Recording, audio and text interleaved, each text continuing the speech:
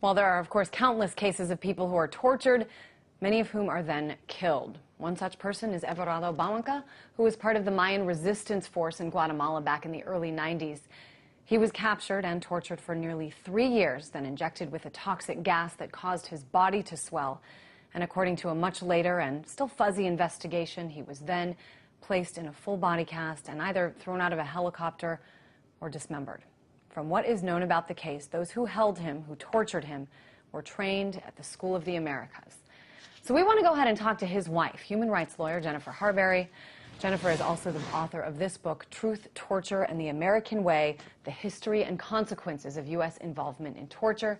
She joins us from West Laco, Texas. Jennifer, I want to start by getting your reaction to the report we just showed. A few things stuck out to me, things I think people don't often think about when it comes to torture.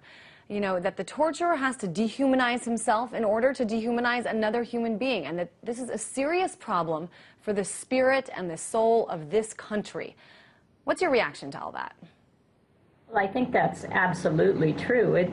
I'd like to think that it doesn't come naturally to anybody to pull out a child's fingernails or disembowel a pregnant woman. I'd like to think that you have to be worked into a certain mental state to be able to do that at all.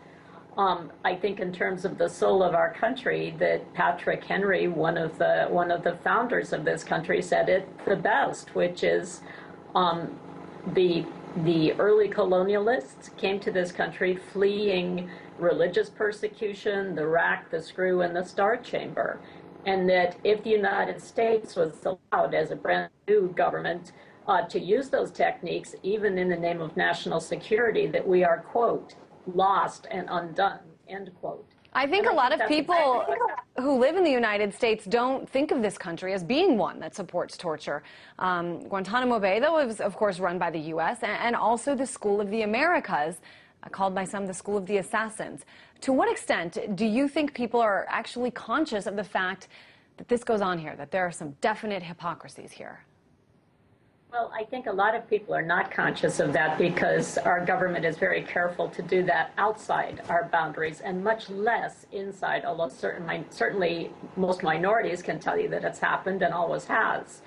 But what I'd like to add to the discussion here is the fact that we not only taught torture in the CIA manuals and at the School of the Americas, but we also have had many people throughout the Western Hemisphere in the torture chambers showing the torturers how to do it in the death squad chambers. Those are people who could have been saved if we turned them into the courts of law. For example, there's the case of Sister Diana Ortiz, where an American came in and said, "Are you crazy? This woman is an American citizen," and the torturers answered, "Yes, boss," and turned her over. There's the case of Inez Murillo, who was tortured at length by Battalion 316 members in Honduras, parenthetically using all the techniques that were also used by our own people at Abu Ghraib and Guantanamo. And there was a Mr. Mike from the CIA that routinely came by to pick up information.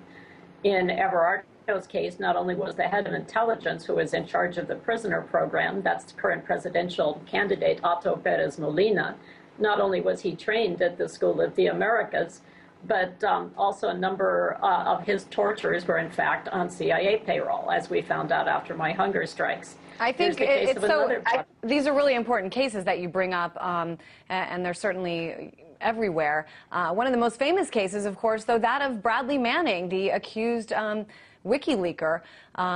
What about the fact that the UN Special Rapporteur on Torture, who I interviewed just a few months ago, looks like your camera's going in and out a little bit. Anyways, he is having tons of trouble talking to Bradley Manning. Why do you think this is? Because the United States government absolutely does not want any proof to go out that we have in fact engaged in war crimes. If war crimes were authorized all the way to the top, including President Bush, then under international law it's indict or extradite. Those people must go to prison.